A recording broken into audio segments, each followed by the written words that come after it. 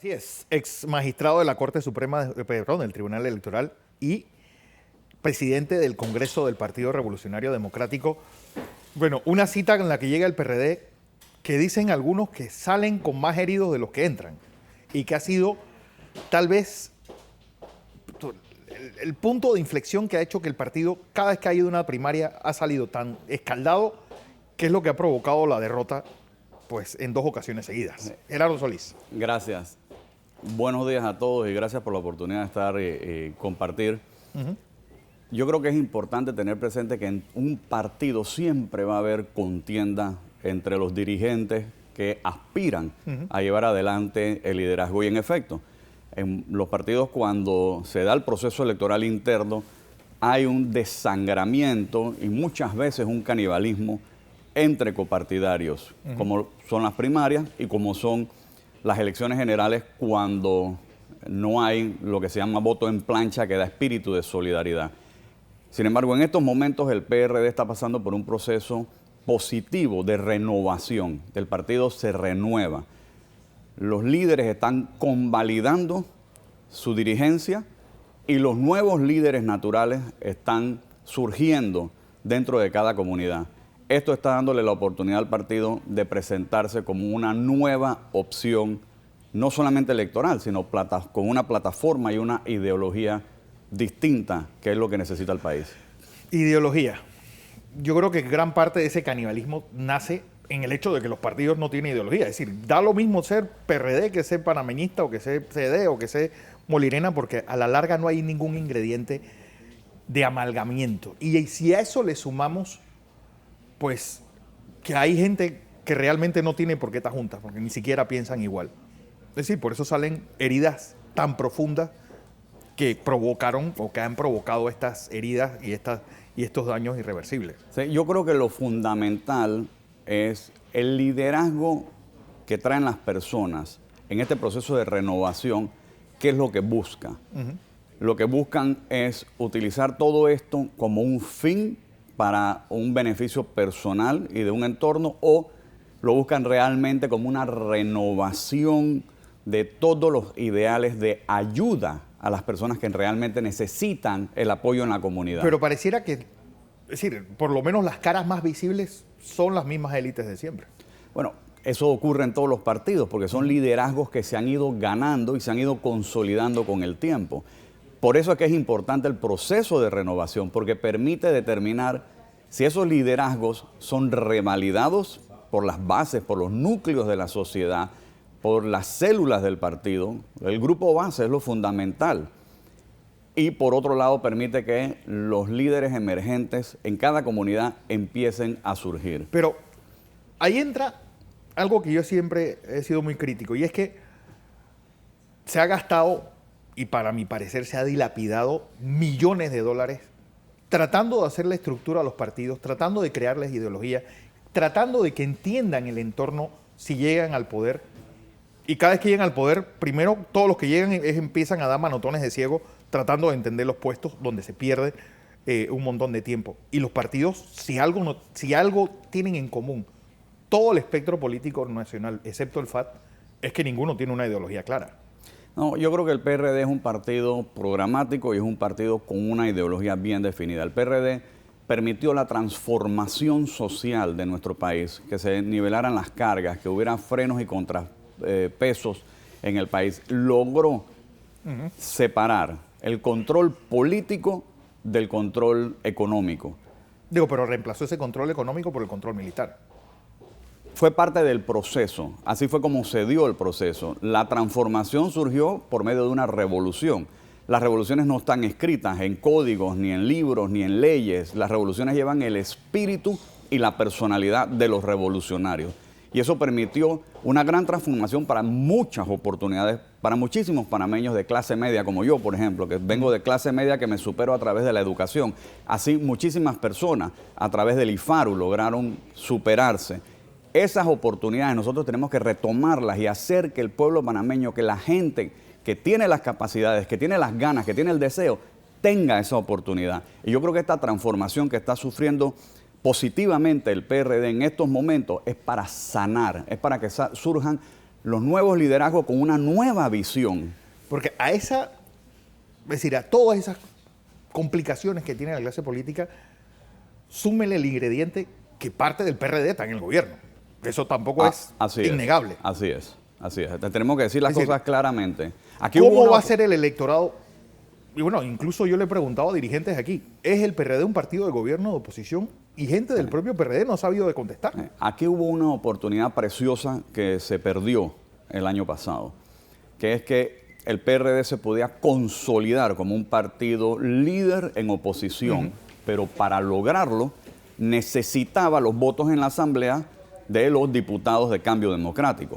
Esa unidad que se hubiese dado en ese momento hubiera sido fantástica para que en Panamá hubiera frenos al poder del Ejecutivo, el poder del Ejecutivo que abusa cuando no tiene frenos de esas facultades.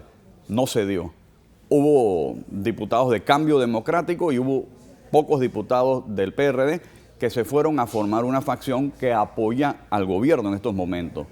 Yo creo que el Ejecutivo ha tenido la oportunidad, gracias a ese pacto de gobernabilidad, de llevar adelante sus políticas públicas. En mi opinión, en la opinión de Gerardo Solís, las políticas públicas y las políticas económicas de este gobierno están equivocadas. No están dando resultados. ¿Cuáles y políticas? debe hacer exactamente cuál. La pregunta es cuáles, porque pareciera que no las tuviera. Y esa es mi opinión. No estaba preparado para gobernar, no sabe qué hacer desde el poder y sencillamente está disfrutando de los placeres del poder y no está utilizando el poder público para hacer un balance social y ayudar a las clases más necesitadas. Porque pareciera, es decir, estamos hablando también de que hay un poder fáctico, que es el poder económico, donde en cada partido hay ciertos varones que son los que ponen el dinero para que los demás nos entretengamos un poco jugando o creemos que tenemos el control de la cadena y no del rabo del tigre. Lamentablemente así es. Así ocurre en nuestro país. Y eso es parte del proceso de transformaciones que tenemos que hacer en estos momentos. Es bueno para nuestro país que surja esa clase política nueva, ese liderazgo natural, esos líderes en cada comunidad que conocen los problemas de la comunidad y que sienten la voluntad de solucionar esos problemas. Pero a esos líderes solo se les conoce caminando los senderos de la patria. Es bueno que esos líderes tengan la oportunidad ahora, como delegados del PRD, de participar en un congreso que lo que va a producir es la unidad para ganar en las próximas elecciones, pero para que el pueblo panameño gane, que el PRD tome el poder para beneficiar, para hacer ese balance que se necesita en nuestra sociedad. Entre 2004 y 2014, en las dos elecciones, el PRD pierde 21 puntos de la victoria de Martín Torrijos y la derrota de Juan Carlos Navarro. Sí. ¿Dónde se fueron esas 400.000 personas? En oposición, muchas personas se han ido del partido. Sin embargo, y es positivo y es bueno decirlo para que la gente lo conozca, al PRD han regresado muchísimas personas. Posiblemente renunciaron de las elecciones a la fecha alrededor de 30.000 personas, pero se han inscrito de nuevo esas 30.000 y 40.000 personas más. Ahora el PRD tiene 480.000 miembros. Eso demuestra que la sociedad, que el pueblo panameño, que ahora se está dando cuenta que hay un partido que está en etapa de renovación y que esa renovación está permitiendo un mejor diálogo con las comunidades. ¿Quién es la sociedad civil en cada comunidad? La sociedad civil en cada comunidad son los comités de padres de familia, los comités parroquial, el comité de escuela, el comité de salud, el comité de acueducto.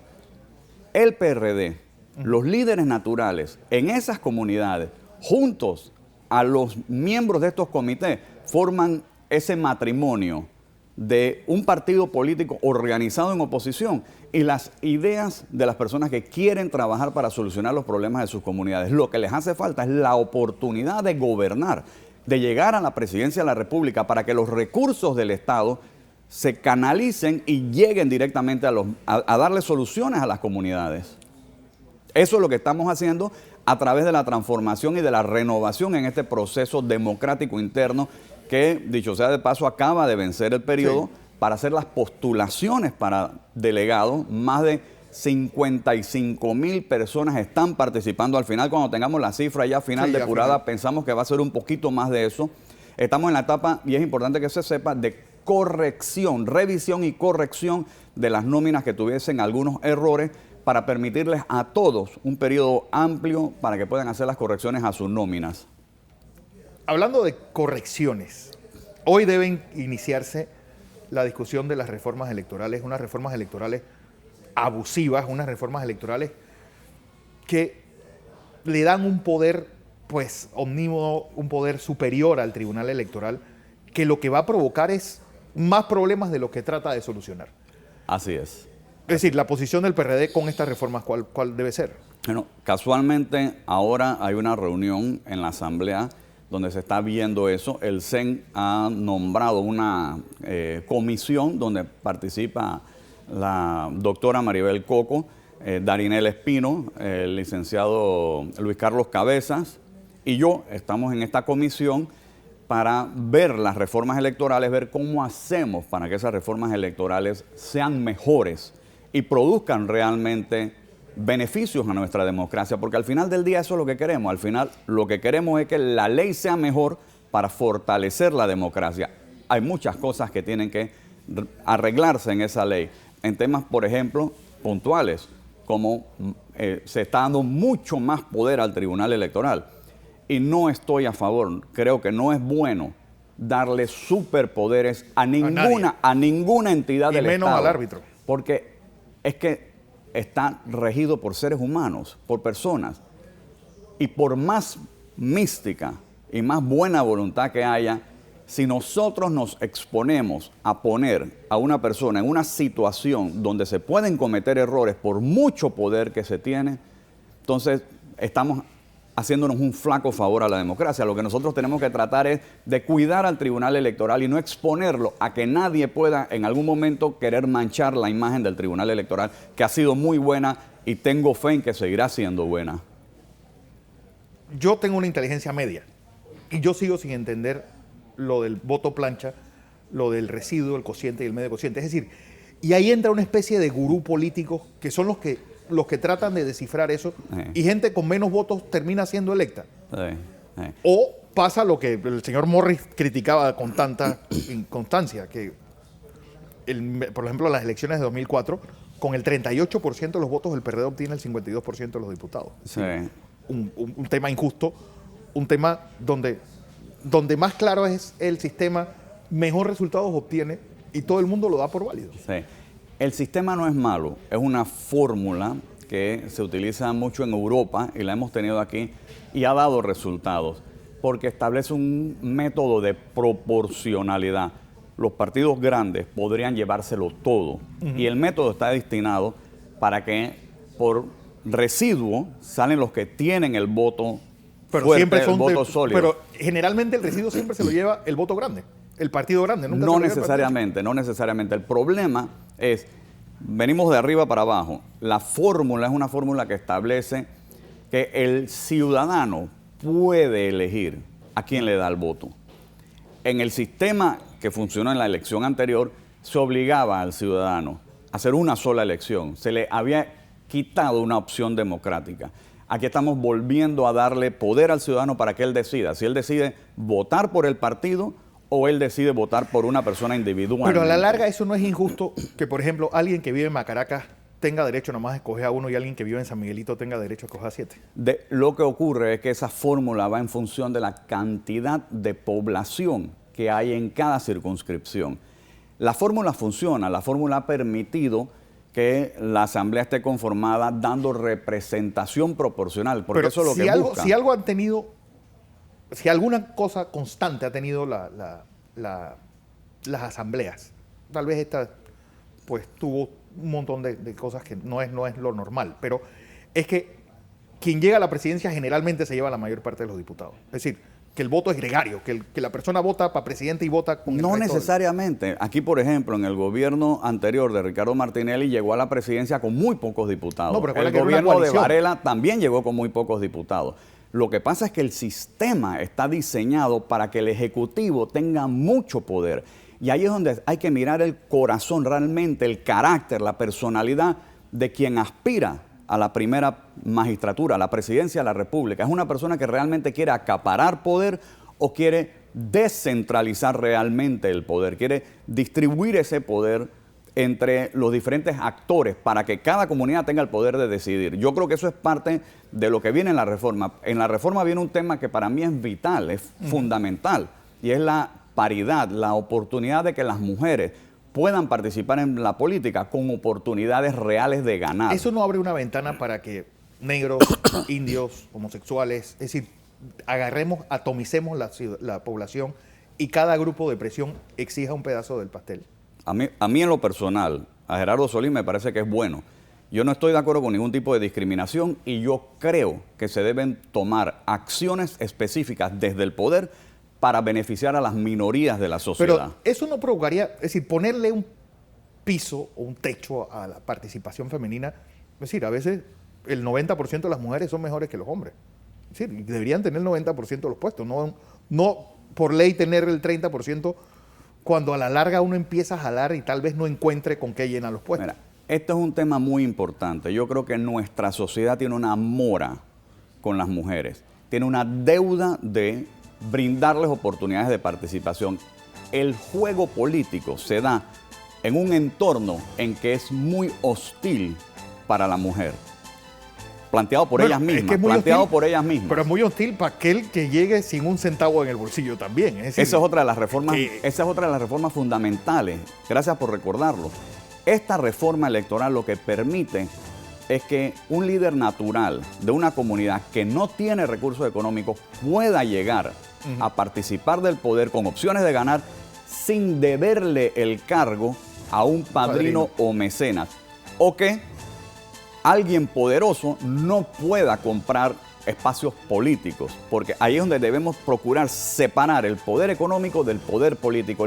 El que tiene poder económico siempre va a resolver sus problemas, claro, pero el que no tiene poder económico necesita el poder político, porque el poder político es para hacer balance en las cargas sociales. Y yo creo que eso es uno de los grandes aportes.